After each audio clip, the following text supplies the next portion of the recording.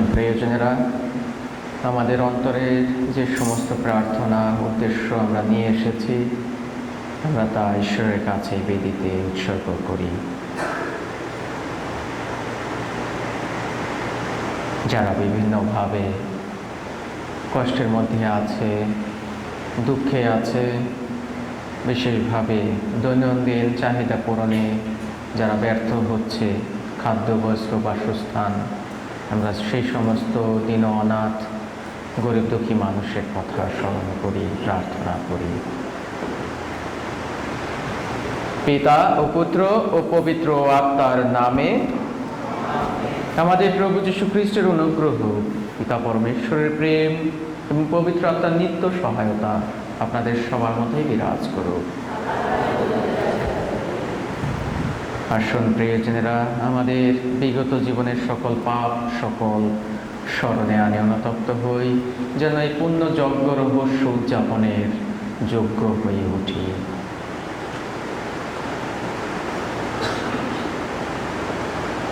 সর্বশক্তিমান ঈশ্বরের কাছে এবং ভাই বোনেরা, তোমাদেরও কাছে আমি স্বীকার করি যে আমি চিন্তায়, কথায়, কাজে এবং অবহেলায় অতিশয় পাপ করেছি। আমার অপরাধে, আমার গুরুতর অপরাধে। অতএব নিত্য কুমারী ধন্যা মারিয়া, সকল স্বর্গদূত ও সাধুসাদিগণ এবং ভাই বোনেরা, তোমাদেরকে মিনতি করি আমাদের প্রভু পরমেশ্বরের কাছে আমার জন্য। সর্বশক্তিমান ঈশ্বর আমাদের প্রতি সদয় হন, আমাদের সকল পাপ ক্ষমা করুন এবং শাশ্বত জীবনে আমাদের আনয়ন করুন। হে প্রভু দয়া করো, হে খ্রিস্ট দয়া করো, হে প্রভু দয়া করো।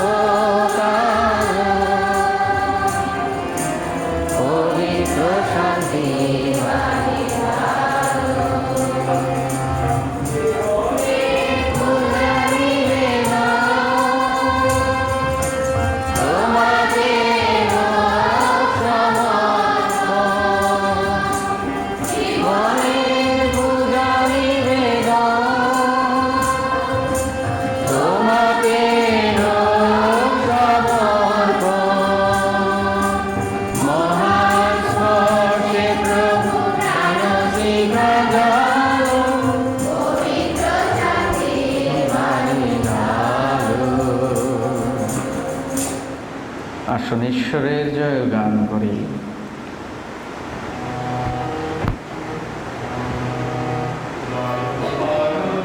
ঈশ্বরের ঊর্ধ্বলোকে জয়, হীনলোকে শান্তি, কারণ গৃহীত ভক্তদের অন্তরে। সকলে বন্দনা করি তোমার, পূজা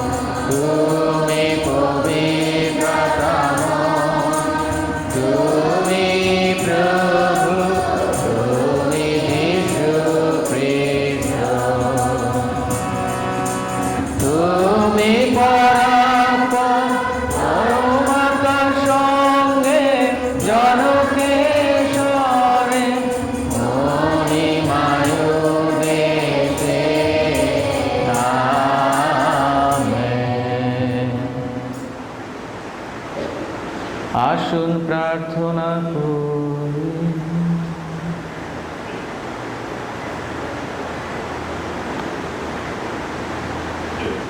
হে পরম পিতা, হে পরম অন্নদাতা, তোমার মঙ্গল বিধানে তোমার পুত্র যিশু এই জগতে এসে নিজের দেহ পরম খাদ্য রূপে দান করে গেছেন, যাতে জগতের মানুষ জীবন পেতে পারে।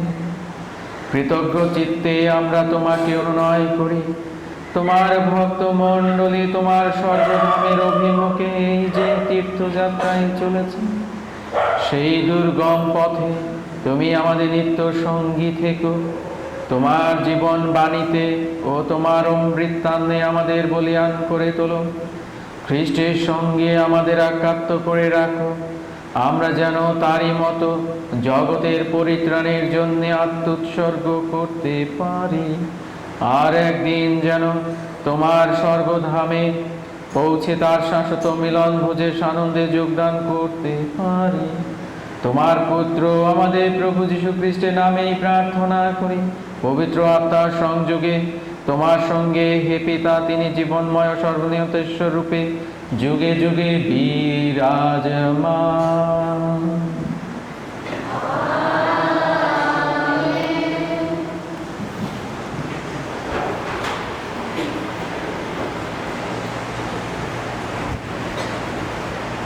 রাজবলি প্রথম গ্রন্থ। ইসরায়েল দেশের রানী জেসাবেলের হাত থেকে রক্ষা পাওয়ার জন্য প্রবক্তা এলিও মরুভূমিতে পালিয়ে গেলেন। সেখানে একদিনের পথ হাঁটার পর তিনি একটি ঝোপের ছায়ায় গিয়ে বসলেন। তিনি প্রার্থনা জানালেন, এবার তাঁর যেন মৃত্যু হয়। তিনি বলে উঠলেন, হে ভগবান, যথেষ্ট হয়েছে, এবার তুমি আমার প্রাণটা ফিরিয়ে নাও। আমি তো আমার পিতৃপুরুষদের চেয়ে ভালো লোক নই। এই কথা বলে তিনি সেই ঝোপের আড়ালে শুয়ে ঘুমিয়ে পড়লেন।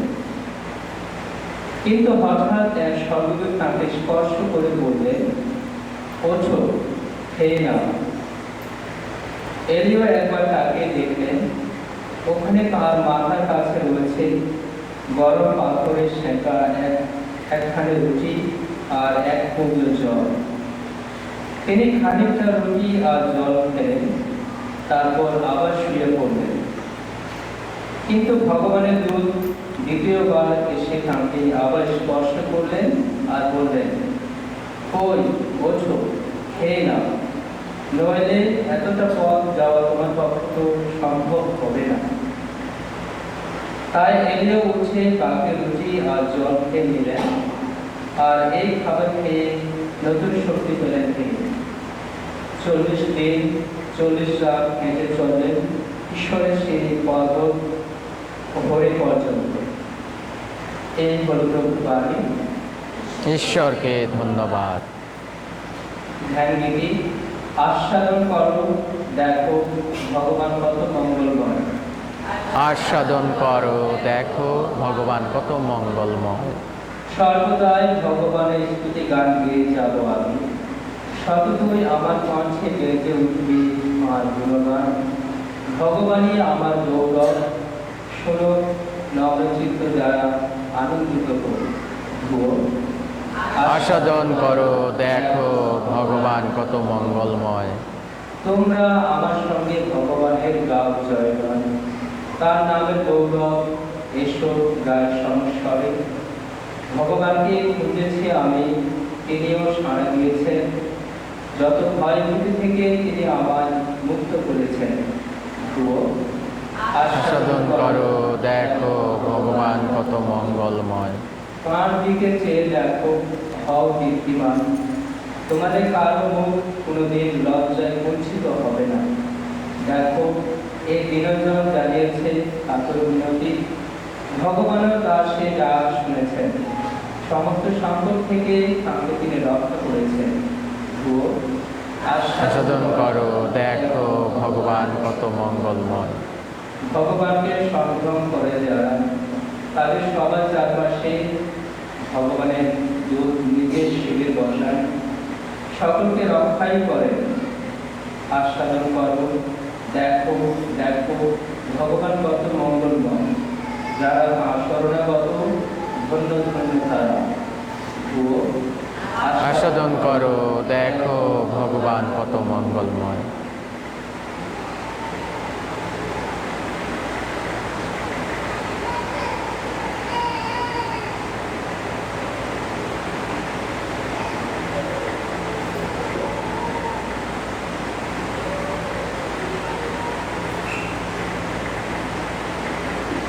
দ্বিতীয় পাঠ এফেসীয়দের কাছে সাধুপোলের পত্র। প্রিয়জনেরা, ঈশ্বরের সেই পবিত্র আত্মা যিনি, তাঁকে তোমরা কখনো দুঃখ দিও না।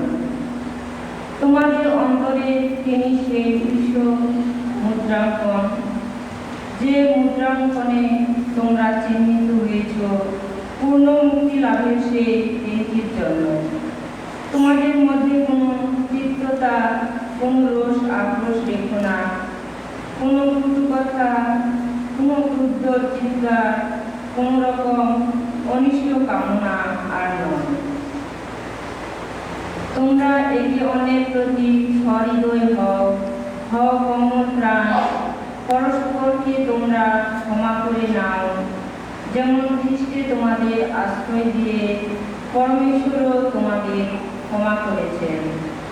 হ্যাঁ, তোমরা পরমেশ্বরেরই মতো হবার চেষ্টা করো, কারণ তোমরা যে তাঁর স্নেহের সন্তান। তোমরা ভালোবাসার পথে এগিয়ে চলো খ্রিস্টেরই মতো। তিনি আমাদের ভালোবেসেছেন, তিনি আমাদেরই জন্য নিজেকে সুরক্ষিত নৈবেদ্য ও বলিরূপে পরমেশ্বরের কাছে উৎসর্গ করেছেন। প্রভুর বাণী। ঈশ্বরকে ধন্যবাদ। খ্রিস্টবাণী বলুন।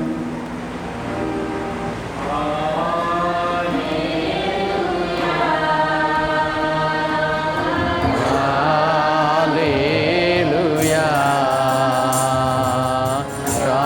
সর্বযুগায় পরম ভরসা, সর্বযুগায় পরম ভরসা।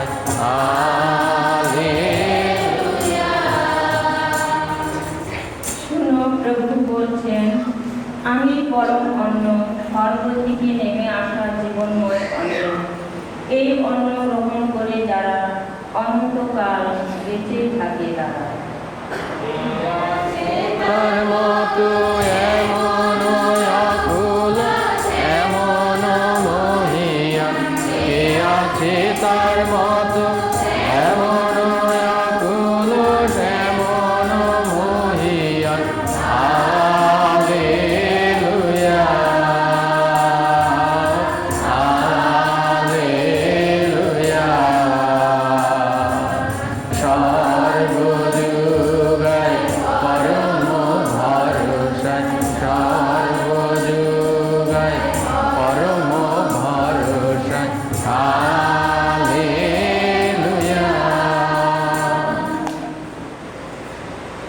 প্রভু আপনাদের সহায় থাকুন। যোহন অনুসারে পবিত্র মঙ্গল সমাচার থেকে পাঠ। হে প্রভু, তোমার মহিমা হোক।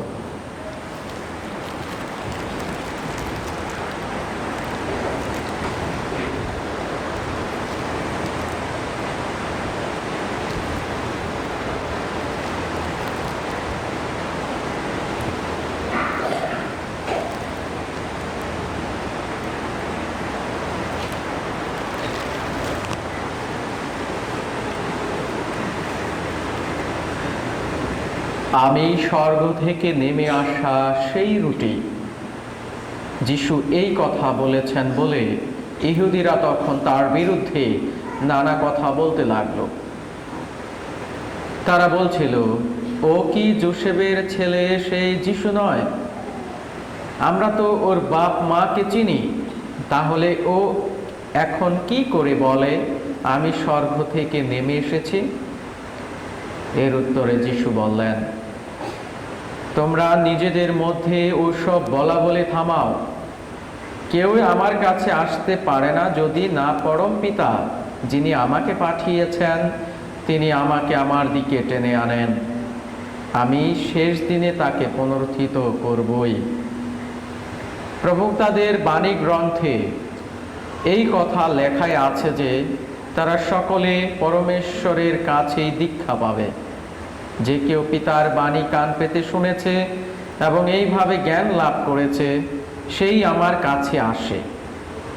অবশ্য কেউ যে পিতাকে দেখেছে তা নয়, একমাত্র সে ছাড়া পরমেশ্বরের কাছ থেকে যে এসেছে সেই পিতাকে দেখেছে। আমি তোমাদের সত্যি সত্যিই বলছি, অন্তরে যার বিশ্বাস আছে সে শাশ্বত জীবন পেয়েই গেছে। আমি সেই জীবন রুটি। তোমাদের পিতৃপুরুষেরা মরুভূমিতে মান্না খেয়েছিলেন বটে, তবুও তারা তো মারা গেছেন। কিন্তু যে রুটি স্বর্গ থেকে নেমে আসে সে রুটি এমনই যে তা খেলে মানুষের মৃত্যু কখনো হবার নয়। আমি সেই জীবনময় রুটি যা স্বর্গ থেকে নেমে এসেছে। কেউ যদি এই রুটি খায় তাহলে সে অনন্তকাল বেঁচেই থাকবে। আর এই যে রুটি আমি দান করব তা আমার নিজেরই মাংস, তা আমি দান করব যাতে জগতের মানুষ জীবন পেতেই পারে।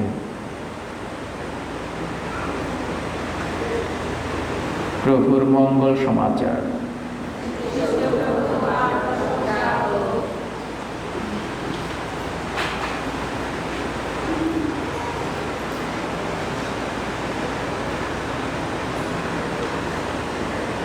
খ্রিস্টের ঈশ্বর ভক্ত প্রিয়জনেরা, সাধারণকালের এই 19তম রবিবারে আপনাদের সবাইকে শুভেচ্ছা অভিনন্দন। যারা এই করোনা কালীন সময়ে, মহামারীর সময়ে যারা এখানে প্রত্যক্ষভাবে খ্রিস্ট জায়গায় অংশগ্রহণ করতে পারেননি, যারা বিভিন্ন জায়গায় অবস্থান করছেন, যারা বিভিন্নভাবে যিশুকে গ্রহণ করার জন্য উন্মুখ কিন্তু পারছেন না, আমরা তাদের কথাও স্মরণ করি। ঈশ্বর যেন তাদের অনেক অনেক আধ্যাত্মিকভাবে শক্তি দান করেন, আশীর্বাদ দান করেন। প্রিয়জনেরা, আমরা জীবন পেয়েছি ঈশ্বরের কাছ থেকে, আর সেটা হলো সবচেয়ে বড় দান। আর এই দান, এই জীবনকে সুন্দরভাবে পরিচালনা করার জন্য, রক্ষণাবেক্ষণ করার জন্য বা জীবিত থাকার জন্য আমাদেরকে কাজ করতে হয়, পরিশ্রম করতে হয়। এবং আপনারা যারা এখানে পিতামাতা আছেন, আপনারা নিজেরাও আজকে আপনাদের জীবনের গভীরে ফিরে যান। আপনি কেন কাজ করছেন এইটা প্রশ্ন করুন, তাহলে উত্তর পাবেন। অবশ্যই জীবন ধারণের জন্য, খাদ্যের নিশ্চয়তা পরিবারে রাখার জন্য আপনি কাজ করছেন, পরিশ্রম করছেন। যদি না করতেন, আপনি হতে পারে কিছুদিন থাকার পর খাদ্যের অভাবে মারা যেতেন। আমাদের কাজ করতে হয়, আর পৃথিবীর সব মানুষই কাজ করছে জীবন বা জীবিত থাকার জন্য, খাদ্যের, অন্নের সংস্থান করার জন্য। আজকে সেই বাণী যিশু আমাদেরকে স্মরণ করিয়ে দিচ্ছেন, সেই কথাই স্মরণ করিয়ে দিচ্ছেন।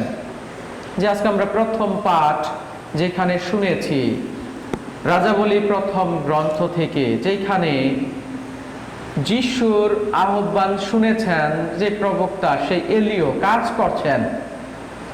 একটা সময়ে তিনি ষড়যন্ত্রে হোক বা যেইভাবেই হোক, তিনি সেই দেশের রাজা রানীর কাছ থেকে পালিয়ে বাঁচতে চেয়েছেন এবং হয়েছেও তাই। কিন্তু যখন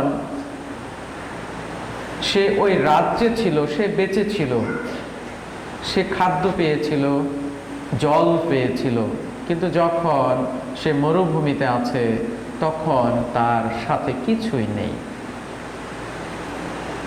সে ক্ষুধার্ত, সে তৃষ্ণার্ত, তাহলে সে কিভাবে বেঁচে থাকবে? কিন্তু সে ঈশ্বরের মানুষ। কিন্তু ঈশ্বর প্রত্যেকটা পদক্ষেপ, প্রতিটা ধাপের কথা কিন্তু অজানা নয় ঈশ্বরের কাছে। তার এই সেবক কোন দিক দিয়ে যাচ্ছে, কি করছে, কিভাবে আছে, ঈশ্বর সব জানে। এর জন্য এলিয়কে মরতে হয়নি। ক্ষুধার জ্বালা, সেই তৃষ্ণার জ্বালা সে পেয়েছে, কিন্তু তাকে মরতে হয়নি। ঈশ্বর নিজেই সেই খাবারের, জল এবং সেই খাদ্য রুটির ব্যবস্থা করেছেন, এবং স্বর্গদূত এসে প্রতিদিন তাকে সেই রুটি এবং জল দিয়ে গেছে।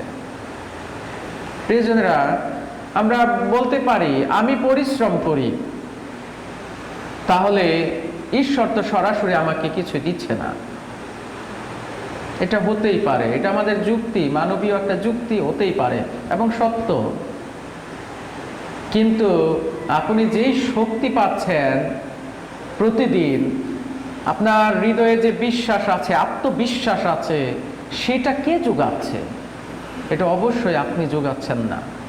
ভিতরে ভিতরে এই ধরনের শক্তি, মনোবল, সাহস, পরিশ্রম করার যে একাগ্রতা, ইচ্ছা, এগুলো অবশ্যই আমি যোগাচ্ছি না, এটা কেউ জুগিয়ে দিচ্ছে, আর সেটাই হচ্ছে ঈশ্বর। অনেকে আছেন পরিশ্রম করতে চায় না। তাহলে প্রশ্ন করতে পারি, তাহলে ঈশ্বর কি তাদের ভিতরে সেই শক্তি দেয়নি? অবশ্যই দিয়েছে। তার চেয়ে আরো বড় একটা আমাদের দান হিসেবে দিয়েছেন, যে আমরা স্বাধীন। আমরা আমাদের স্বাধীনতা, আমাদের সচেতনতা, আমাদের বিচক্ষণতা বা দূরদর্শিতা, এই বিষয়গুলো আমরা আমাদের জীবনে পেয়েছি, এবং এটা আমরা ব্যবহার করি। এটা ব্যবহার করেই কিন্তু আমাদের জীবনকে নিয়ে যাচ্ছি সামনের দিকে। সেটাও কিন্তু ঈশ্বর দিয়েছেন। তাহলে একজন অলস অবস্থায় জীবন যাপন করবে, এটা আমরা অনেকেই চাইবো না, আমরাও নানান কথা বলবো, ঈশ্বরও চায় না। কিন্তু ঈশ্বর আমাদের যে স্বাধীনতা দিয়েছেন, সেটার জন্য উপযুক্ত সুন্দর ব্যবহার করি, ঈশ্বর সেটা চায়। এবং আমরা যেন আমাদের জীবনকে সুন্দরভাবে পরিচালনা করি সচেতন হয়ে, সেটাও ঈশ্বর আমাদেরকে কিন্তু প্রতিনিয়ত সেই শিক্ষাটা দিচ্ছেন। তাই প্রিয়জনেরা, আমরা সেই খাদ্যের জন্য প্রতিদিন সংগ্রাম করছি, অনেকেই পাচ্ছি, অনেকেই পাচ্ছি না। একজন প্রাবন্ধিক বলেছেন, বেঁচে থাকাই হচ্ছে জীবনের সার্থকতা। অতিকায় হস্তি লোপ পাইয়েছে, কিন্তু ক্ষুদ্রানুক্ষুদ্র সেই তেলাপোকা জীবিত আছে। মানে এই কথাটা হতে পারে প্রবন্ধ যে লিখেছেন বা সে সাহিত্যিক, তিনি তার হতে পারে ব্যাখ্যা এইভাবে করেছেন, বা চিন্তার জগতে তিনি এই ধরনের বিচরণ করেছেন, যে বেঁচে থাকাটাই হলো সার্থকতা। আমরা যদি মরে যাই সব শেষ, কিন্তু আমাদের বেঁচে থাকাটাও যেন অর্থপূর্ণ হয়, আমাদের মৃত্যুবরণটাও যেন অর্থপূর্ণ হয়। ঈশ্বর যদি না যোগান, ঈশ্বর যদি এই নগরকে, এই পরিবারকে, এই দেহকে রক্ষা না করেন, তাহলে বৃথাই হলো আমাদের পরিশ্রম, আমাদের চিন্তা পরিকল্পনা। কিন্তু আমরা বেঁচে থাকবো, অবশ্যই সার্থকভাবেই বেঁচে থাকবো। যেমন তেমন বেঁচে থাকা নয়। আমরা প্রতিদিন পরিকল্পনা করলাম, কাজ করলাম, পরিশ্রম করলাম, আমাদের ঘরে অন্যের সংস্থান হলো, খাবার অনেক আছে, আগামী 1 বছর কোনো খাবারের অভাব হবে না, অনেক কিছু নিয়েই আমরা চিন্তা করে কাজ করতে পারি। কিন্তু আমাদের যে খাদ্য, আসলে আধ্যাত্মিক খাদ্য, যেটা যিশু আমাদের দিচ্ছেন আজকে, সেই বিশ্বাস, ঈশ্বরের উপর গভীর আস্থা, এগুলো যেন যদি না থাকে, তাহলে আমাদের ওই খাদ্যের কোনো দাম নেই। আমরা শুধুমাত্র জীবিতই থাকব। কাক প্রতিদিন খাবার পাচ্ছে, কোথা থেকে পাচ্ছে? সেই নর্দমা, ডাস্টবিন থেকে, কিন্তু সে বেঁচে আছে। কিন্তু সেই বেঁচে থাকা আর আমি বিশ্বাসী মানুষ, আমি খ্রিস্টের মানুষ, আমার বেঁচে থাকা এক নয়। আমি শুধু প্রতিদিন খাবো দাবো, পরিকল্পনা করব ভবিষ্যতের জন্য, এইটা আমাদের বেঁচে থাকা নয়। বরং যিশু যেটা বলেছেন, বিশ্বাস নিয়ে তাকেই নিয়ে জীবনযাপন করা, সেটাই হবে জীবন, আসল বেঁচে থাকা। সেটাও দ্বিতীয় পাঠে সাধু পল এফেসীয়দের কাছে বলছেন, যিশুকে যারা গ্রহণ করেছে তারা ভালোবাসার পথে আছে, তারা ভালোভাবে জীবনযাপন করছে। আর যারা যিশুকে গ্রহণ করে ধরে রাখতে পারছে না, তাদের জীবনটা কিন্তু এই রকমেরই হবে। অর্থাৎ তাদের মধ্যে তিক্ততা, রোষ, আক্রোশ, কটু কথা, ক্রুদ্ধ চিৎকার চেঁচামেচি, অনিষ্ট কামনা, এইসব জিনিসগুলো তাদের মধ্যে সবসময় চলমান। কিন্তু যিশুকে যারা বিশ্বাস করে, ধর্মপথে থাকে, তাহলে এই বিষয়গুলোকে সে জয় করতে পারছে এবং সেই জয় করার মধ্য দিয়ে সে ভালোবাসার পথে, যিশুর পথেই পদাচরণ করছে। আর আজকে মঙ্গল সমাচারে যিশু স্পষ্টই বলেছেন, আমাকে খেতে হবে, আমাকে তোমার জীবনে রাখতেই হবে। যদি রাখতে পারো তাহলে নতুন জীবন, শাশ্বত জীবন পাবে। আর যদি না রাখতে পারো তাহলে শাশ্বত জীবন লাভ করবে না। প্রিয়জনেরা, আমরা প্রতিদিন খাবার খাচ্ছি, আমরা খ্রিস্ট জাগেও আসছি, প্রার্থনা করছি, যিশুকে গ্রহণ করছি, কিন্তু আসলে কি গ্রহণ করছি? বলি মুখে যিশুকে গ্রহণ করছি, কিন্তু আসলে শাশ্বত জীবন এই বিশ্বাসকৃত যিশুর দেহ এবং রক্ত পান করার মধ্য দিয়ে আমি কি পাচ্ছি না? সন্দেহ আমার মধ্যে থেকেই গেছে। আমরা সেই কথা চিন্তা করি। খাদ্য, অবশ্যই খাদ্যের প্রয়োজন আমাদের বেঁচে থাকার জন্য, কিন্তু আমাদের সেই আধ্যাত্মিক জীবন, সেই আত্মার খাদ্য নিশ্চয়তা আমাদের করতে হয়। প্রিয়জনেরা, সেই আত্মার খাদ্য কি? আমরা সেইটাই আজকে নিয়ে একটু চিন্তা করি। বাহ্যিক খাবারের জন্য তো আমরা হরমেশাই পরিশ্রম করি, পরিকল্পনা করি, কিন্তু এই আত্মার খাদ্যটা কি? অবশ্যই যিশু আজকে বলছেন তার দেহ রক্ত।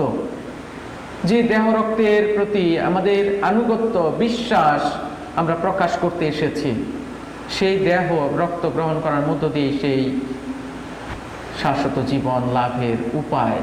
তাহলে প্রিয়জনেরা, একদিকে যিশুর দেহ রক্ত, অন্যদিকে এই ঐশ বাণী, এই বিশ্বাস, ঈশ্বরের বাণী যদি আমার জীবনে রাখি তবেই আমি মুক্তি পাব।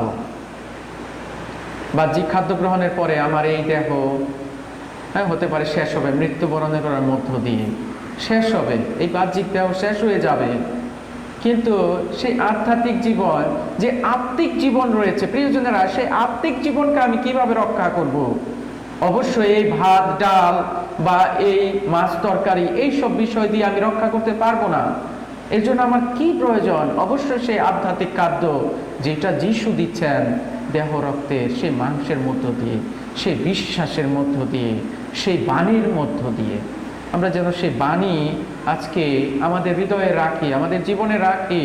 আমাদের বিশ্বাস জীবন যেন গভীর হয়, যিশুর সাথে সংযুক্ত হয়। তা না হলে আমরা আধ্যাত্মিক জীবন পাবো না, আমরা আধ্যাত্মিকভাবে মুক্তি পাবো না, শাশ্বত জীবন পাবো না। তাই প্রিয়জনের, আসুন আমরা শুধুমাত্র বাহ্যিক খাদ্যের জন্যই যেন লালায়িত না হই। আধ্যাত্মিক খাদ্য কিভাবে আমাদের জীবনে ধরে রাখতে হবে সেটাও যেন চিন্তা করি। আর সাথে সাথে আমাদের সেই আধ্যাত্মিক খাদ্যের পাশাপাশি এই জাগতিক খাদ্য, সেই খাদ্যের ব্যাপারেও যেন একটু সচেতন হই।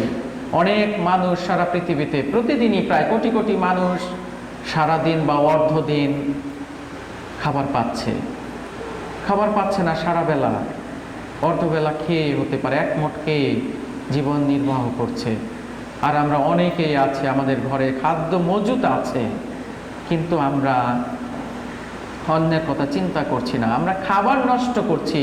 বিভিন্ন পার্টিতে, অনেক বিয়ে বাড়িতে অনেক টাকা খরচ করে আমরা জাহির করি, হ্যাঁ আমার বিয়ে বা আমাদের একটা বিয়ে, সুন্দর বিয়ে হয়েছে, কিন্তু অনেক অপচয় হয়েছে। কিন্তু এই অপচয়ের দায়ভার কিন্তু আমাদেরকেই নিতে হবে প্রিয়জনেরা।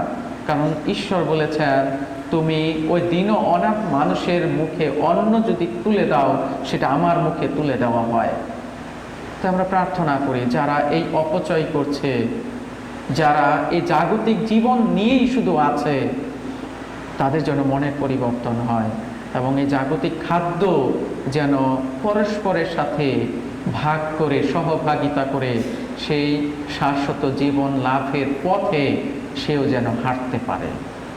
আমাদের প্রার্থনা, আমাদের সেই চাওয়া ঈশ্বরের কাছ থেকে আমরা যেন পরস্পরের প্রতি সেই হৃদয় নিয়ে এগিয়ে চলতে পারি, আর আমাদের সেই হৃদয় যেন যিশুর সাথে মিলিয়ে নিতে পারি। সে আশীর্বাদ এই খ্রিস্ট জাগের মধ্য দিয়ে যাচনা করি।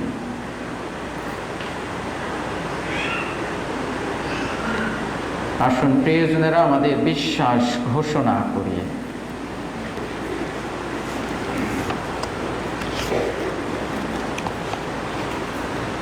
এক পরমেশ্বর, সর্বশক্তিমান পিতা, স্বর্গ মর্ত এবং দৃশ্য অদৃশ্য সমস্ত সৃষ্টিকর্তায় আমি বিশ্বাস করি। আমি বিশ্বাস করি এক প্রভু যীশু খ্রিস্টে, যিনি পরমেশ্বরের একমাত্র জাত এবং সর্বযুগে পূর্বে পিতা হতে জনিত, পরমেশ্বর হতে পরমেশ্বর, জ্যোতি থেকে জ্যোতি, সত্যেশ্বর হতে সত্যেশ্বর। তিনি জাত, সৃষ্ট নন, পিতার সঙ্গে অভিন্ন স্বরূপ। তার দ্বারা সমস্তই হলো সৃষ্ট। আমাদের মানবকুলের জন্য ও আমাদের পরিত্রাণের উদ্দেশ্যে স্বর্গ থেকে তিনি অবরোহণ করলেন এবং পবিত্র আত্মার প্রভাবে কুমারী মারিয়ার গর্ভে দেহ ধারণ করলেন এবং মানুষ হলেন। পন্তীয় পিলাতের শাসনকালে আমাদের জন্য তিনি ক্রুশবিদ্ধ হলেন, মৃত্যু যাতনা ভোগ করলেন ও সমাধিস্থ হলেন এবং শাস্ত্র অনুসারে তৃতীয় দিবসে পুনরুত্থান করলেন ও স্বর্গে আরোহণ করলেন। পিতার দক্ষিণ পার্শ্বে উপবিষ্ট আছেন। তিনি জীবিত ও মৃতদের বিচারার্থে সগৌরবে পুনরাগমন করবেন। তার রাজত্বে শেষ হবে না। আমি বিশ্বাস করি প্রভু ও জীবনদায়ী পবিত্র আত্মায়, যিনি পিতা ও পুত্র হতে সম্ভূত, পিতা ও পুত্রের সাথে সমভাবে আরাধিত ও গৌরবান্বিত। তিনি প্রবক্তাদের মধ্য দিয়ে কথা বলেছেন। এক পবিত্র সর্বজনীন ও প্রেরিত মণ্ডলীতে আমি বিশ্বাস করি। আমি পাপ মোচনার্থে এক দীক্ষা স্নান স্বীকার করি এবং মৃতদের পুনরুত্থান ও শাশ্বত জীবনের প্রত্যাশা করি। আমেন। আসুন বিশ্বাসের প্রার্থনা আমরা ঈশ্বরের কাছে তুলে ধরি।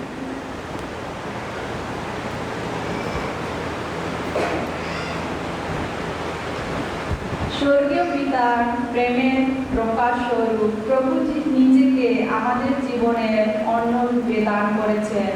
আমরা যেন স্বর্গীয় পিতার ভালোবাসায় বিশ্বস্ত থাকি। আসুন আমরা এই উদ্দেশ্যে প্রভুর কাছে প্রার্থনা করি। হে প্রভু, আমাদের প্রার্থনা শোনো। প্রভু নিজের দেহকে আমাদের মুক্তির জন্য দান করেছেন। আমরা যেন প্রভুকে গ্রহণ করে তার দেওয়া নবজীবনে দিন দিন বৃদ্ধি লাভ করতে পারি। আসুন এই উদ্দেশ্যে প্রভুর কাছে প্রার্থনা করি। হে প্রভু, আমাদের প্রার্থনা শোনো। নিজের দেহ ও রক্ত দান করে সকল মানুষকে প্রভু একত্রিত করেছেন। প্রভুকে গ্রহণ করে আমরা যেন সকল মানুষকে ভাই বোন হিসেবে দেখতে, শিখতে এবং সহভাগিতা ও সেবার জীবনে আত্মনিয়োগ করতে পারি। আসুন এই উদ্দেশ্যে প্রভুর কাছে প্রার্থনা করি। হে প্রভু, আমাদের প্রার্থনা শোনো। পিতার সাথে মিলনের উদ্দেশ্যে প্রভু যিশু নিজেকে জীবনের খাদ্য রূপে দান করেছেন। প্রভুর দেহ গ্রহণ করে আমরা যেন স্বর্গীয় পিতার পরিচয় পাই এবং তার সাথে ব্যক্তি সম্পর্ক রেখে জীবনযাপন করি। আসুন এই উদ্দেশ্যে প্রভুর কাছে প্রার্থনা করি। হে প্রভু, আমাদের প্রার্থনা শোনো। যারা অঢেল অর্থ সম্পদ জমিয়ে রেখেছে ভবিষ্যতের কথা চিন্তা করে, আমরা তাদের জন্য প্রার্থনা করি। তারা যেন ভালো কাজে, মানুষের সেবায় তাদের সে অর্থ সম্পদের অংশ তারা যেন ব্যয় করতে পারে সেই মনোভাব যেন ঈশ্বর তাদের মধ্যে দান করেন। আসুন তার জন্য প্রভুর কাছে প্রার্থনা করি। যারা প্রতিদিনকার অন্ন পাচ্ছে না, খাদ্য পাচ্ছে না, যারা মানবেতর জীবনযাপন করছে, বিশেষভাবে এই করোনাকালীন সময়ে অনেক মানুষ খাদ্যের অভাবে কষ্ট পাচ্ছে, আমরা প্রার্থনা করি আমাদের মধ্য থেকে যেন সেই সহৃদয়তা প্রকাশ পায়, আমরা যেন একে অন্যের পাশে দাঁড়াতে পারি আমাদের সেই ভালোবাসার হৃদয় নিয়ে এবং অন্যের সংস্থান করতে পারি। আসুন তার জন্য প্রভুর কাছে প্রার্থনা করি। যারা এই করোনায় আক্রান্ত হয়ে নিদারুণ কষ্ট পাচ্ছে, বিভিন্ন হসপিটালে, ক্লিনিকে, বিভিন্ন বাড়িতে, সারা পৃথিবীতেই আমরা প্রার্থনা করি যেন দয়াময় প্রভু আমাদের করুণা করেন এবং এই করোনা থেকে আমাদের রক্ষা করেন। আসুন তার জন্য প্রভুর কাছে প্রার্থনা করেন। আমাদের অন্যান্য প্রার্থনা নীরব ঈশ্বরের কাছে তুলে ধরে।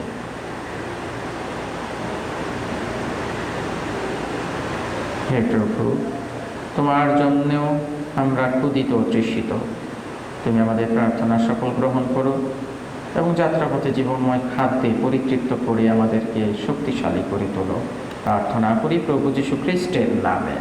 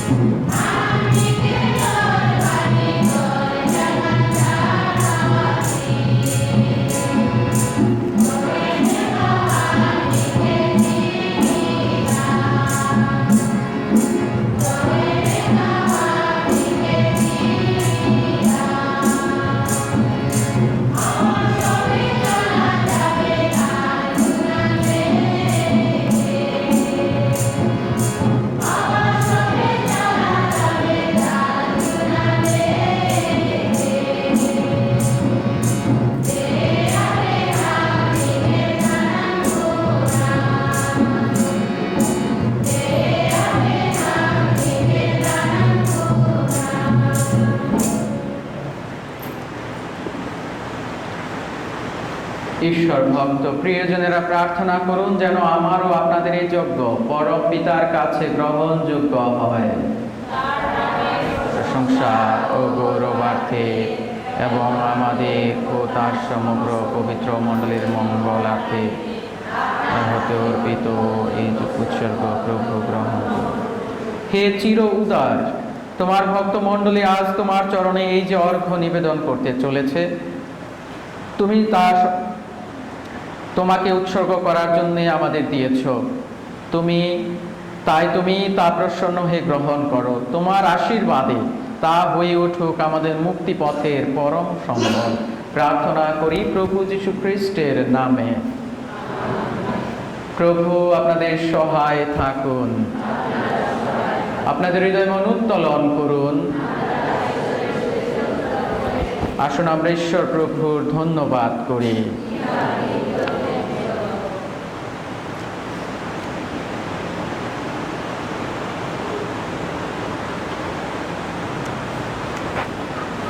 হে প্রভু, পবিত্রতম পিতা, সর্বশক্তিমান সনাতন পরমেশ্বর, সর্বকালে ও সর্বস্থানে আমাদের প্রভু যীশু খ্রিস্টের মধ্যস্থতায় তোমার প্রতি ধন্যবাদ নিবেদন করা সত্যি বিহিত, ন্যায্য, সমীচীন ও কল্যাণকর।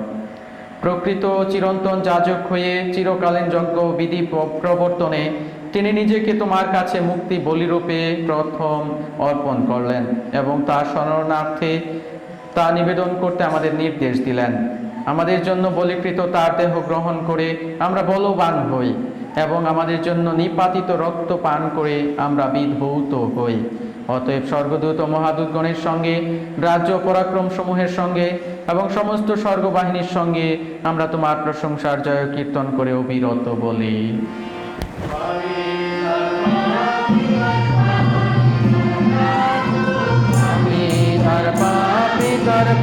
পিতার প্রভু একেল মের কাগাইবে একেল মের কাগাইবে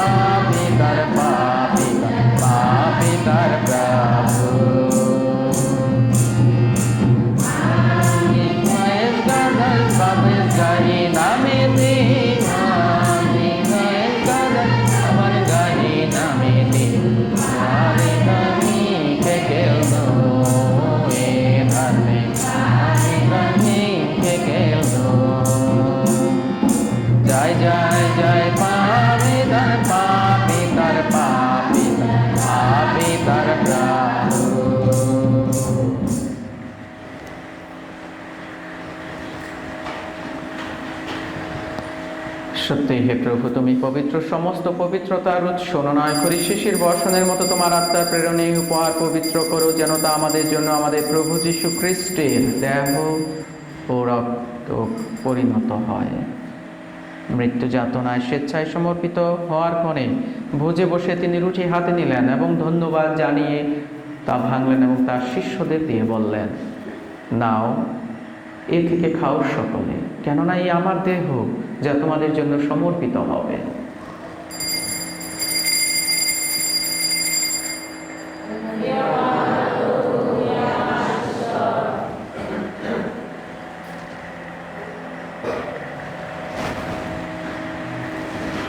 তেমনি ভাবে সান্ধ্যভোজের পরে তিনি পানপাত্রটিও নিলেন, পুনরায় তোমাকে ধন্যবাদ স্তুতি জানিয়ে পাত্রটি তার শিষ্যদের দিয়ে বললেন, নাও, এ থেকে পান করো সকলে, কেননা এই আমার রক্তের পান পাত্র, নতুন ও শাশ্বত সন্ধির রক্ত, যা তোমাদের ও অনেকের জন্য পাপ মোচনের উদ্দেশ্যে পাতিত হবে।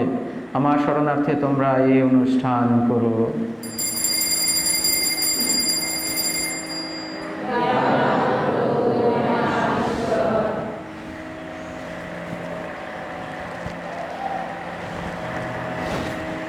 বিশ্বাসের মহান রহস্য ঘোষণা করি।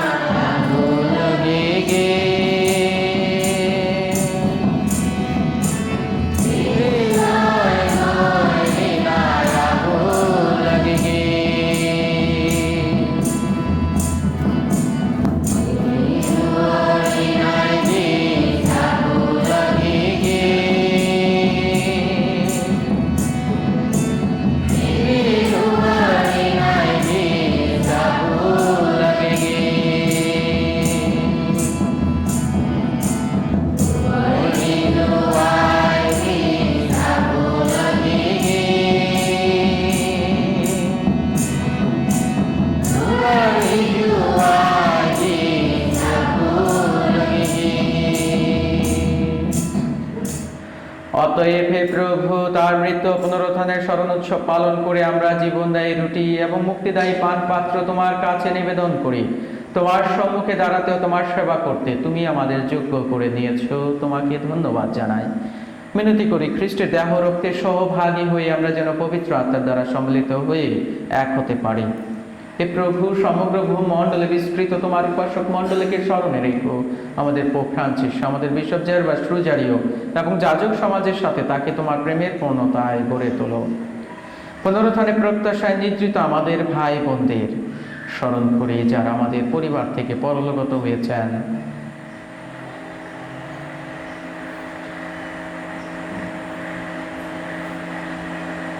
এবং তোমার দয়ার আশ্রয় মৃত সকলের কথাও স্মরণে রেখো। তোমার মুখমণ্ডলের বিভায় তাদের স্থান দিও।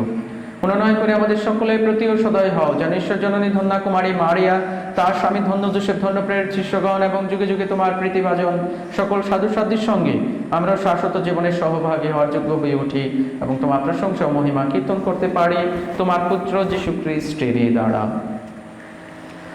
তারি দ্বারা, তারি সঙ্গে ও তারি মধ্যে পবিত্র আত্মার সংযোগে হে সর্বশক্তিমান পিতা পরমেশ্বর, সমস্ত গৌরব তোমারি, তোমারি সমস্ত মহিমা যুগ যুগান্তরে।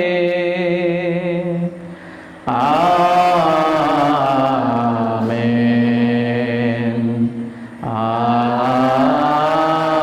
Amen, amen.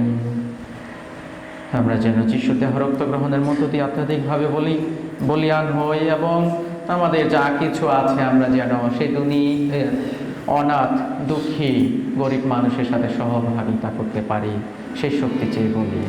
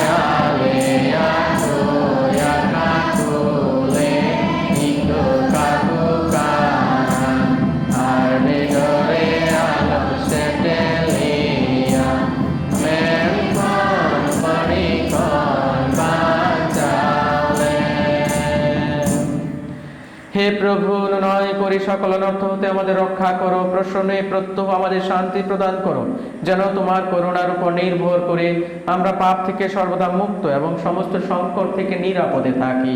আমরা রয়েছি সেই পূর্ণ আশায় এবং আমাদের মুক্তিদাতা যীশু খ্রিস্টের আগমনের প্রতীক্ষায়। আমাকে প্রভু